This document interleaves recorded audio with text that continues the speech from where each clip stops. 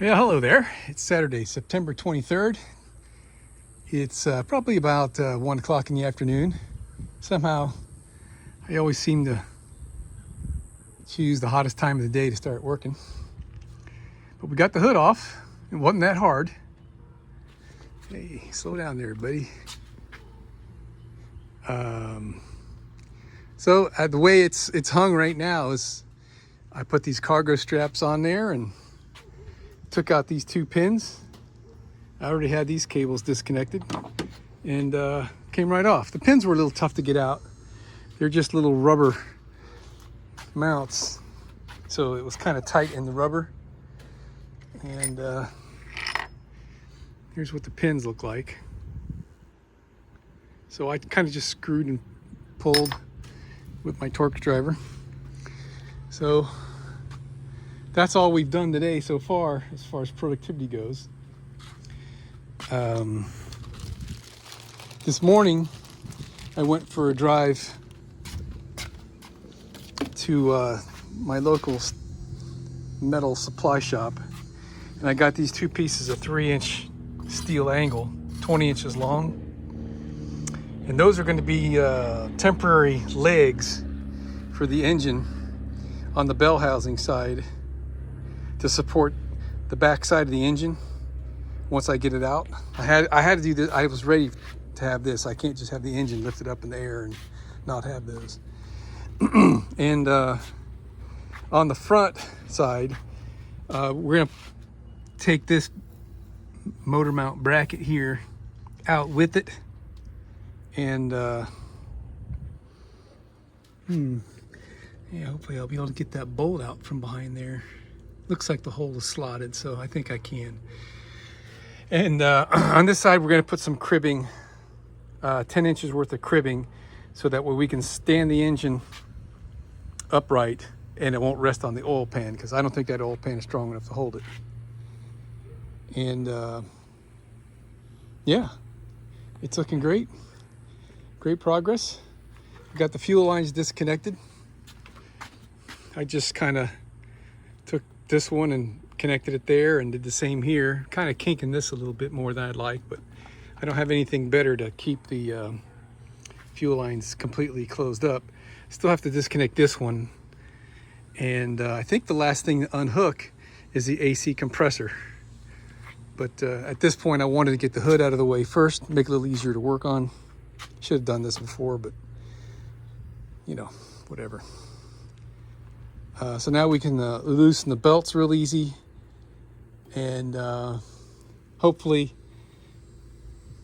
I'll have enough slack in these refrigerant lines that I could pull up and tie the compressor up out of the way over here somehow, and won't have to drain the refrigerant lines.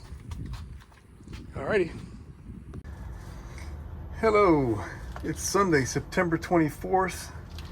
I guess it's around 10 in the morning or so, and we've got the engine completely disconnected, and doing some measuring here to find out how we're going to actually make this happen. Probably should have put more thought into this before, but you know, trying not to think about this thing too much.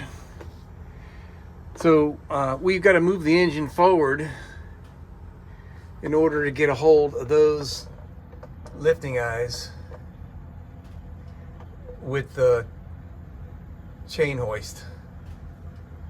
And I figured what we would do is put a jack underneath here and put the hoist underneath on the front hook, and then roll forward until such point where we could get connected on those guys. And that's pretty much my only option. But what I'm checking right now is I got about 7 or 8 inches between here and this tie rod, and about another 7 or 8 inches to the axle. So I may have to take the tie rod off to give me room to roll forward with the jack enough in order to get hooked onto those. So let's go on the top side and take a look at what's going on there. Okay, so what I decided to do, instead of disconnecting from here, because the oil pan is so much lower than this cross member, that would force me to tip the engine and have to deal with that. So I decided to take this loose instead, so we can come straight forward, no obstructions. And I've already got all these bolts out, except for this one when it dropped. And there's one on the top here, and I got one on the top there that are still holding the whole thing. So, I mean, that looks pretty good. Now, where'd my tape measure go? Hold on a second.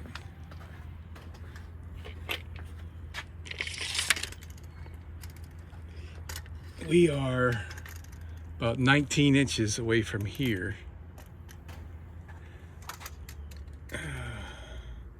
You know, with a chain at an angle. Yeah. I think I should pull the tie rod loose.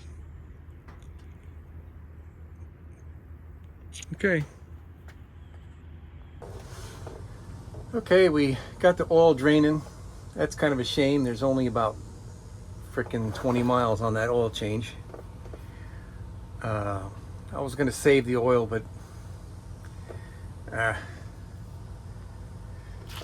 all right, so here it's starting to get interesting. I got to get these out.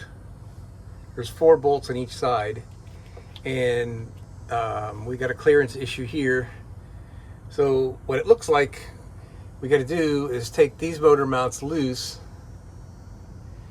and lift the engine in order to get the clearance we need here on these and up there to get past the casting from this bracket. If lifting it doesn't do it, then I guess we're gonna have to take one of these off the frame. There's 4 bolts that go through the chassis frame to hold this piece on. Then we could shift the engine over a little bit to get the other side out. I think that's what we're gonna do here. So we got our tools lining up here. I don't have the exact right one. This is a 1 1/8. I don't know how many kind of millimeters that's supposed to be, but I think that'll work fine. And same with this one. That's that one was 15/16 for that one. All right, coming out. Got the motor mounts out. That was pretty tough, but raising and lowering the engine helped. Took out the big vertical bolts first, and that was a trick for that. We've already slid forward about 6 inches. I actually using my come along to pull it out because we're on a little bit of a slope on this slab and it doesn't want to pull forward. I just came down here and straightened out the jack because it was starting to turn a little bit. And I'm generally just checking to make sure nothing's getting snagged. It all looks good. And let me show you what we got going on outside here. All right, we got this rear chain tied to the main hoist. And as we pull forward, we're going to be tightening this up so that we're completely hanging on the hoist. Right now it's on there just for safety in case the jack were to slip down there. And here's how I'm pulling the engine forward. I think I need to switch to the other. I can't switch to the other side. There's no room. Okay, it's coming.